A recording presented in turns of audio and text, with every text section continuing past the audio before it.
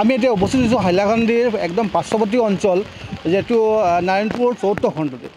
এই আপোনালোকৰ লক্ষ্য কৰি আছে এই অঞ্চলত ইতিমধ্যে জিতা নদী নামৰ এটা নদী আছে। এই নদীৰ পানীয়ে প্লাবিত কৰিছে। বানপানীৰ দৃশ্য আপোনালোকে প্ৰত্যক্ষ কৰি আছে।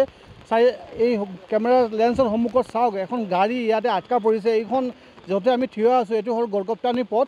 এই পথত পূৰা সাধুমান হ'ব পানী। পানীত আমি আবদ্ধ হৈ আছোঁ। এই গাড়ীখনো বেয়া হোৱাৰ কাৰণে ইয়াতে আবদ্ধ হৈ আছে।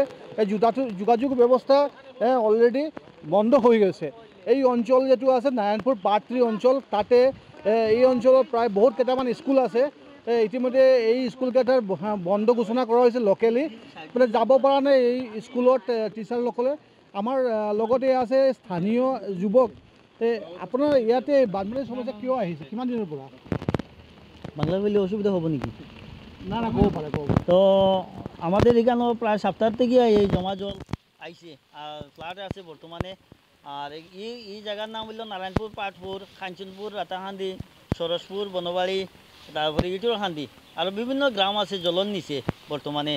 আর ওটাও আর কি। আর মেন হয়েছে জল যেটা জমা জল এটা যায় আমরা জিতা নদী হইয়া, জিতার খাল যেটা ও খাল হইয়া যায় জল। আর এই খালটা এখন জার্মানিও পুরা বন্ধ আছে। গত বছর আলগাপুর বিধায়ক পরিষ্কার করছিলা, মানুষের চাইলদান হয়েছে ক্ষেত। আর এবার চাইলদান ক্ষেতের সময় আইছে, কিন্তু এখন পর্যন্ত ইলা ফ্লাড হইলে আর চাইলদান ক্ষেত হইতো না। ওটাও আর কি। দেখা গৈছে এই বাৰন্ত বানপানী জিতা নদী এখন বন্ধ হোৱাৰ কাৰণে হৈ আছে। এতিয়ালৈকে প্ৰশাসনৰ ফালৰ পৰা কোনো আহি ইয়াতে উপস্থিত হোৱা নাই, বা SDRF বা NDRF কোনো মানে বাহিনী ইয়াতে উপস্থিত হোৱা নাই। ভেটেনাৰীৰ ফালৰ পৰাও কোনো অহা নাই। মই অমিতাভ শৰ্মা, হাইলাকান্দিৰ পৰা DA News Plus।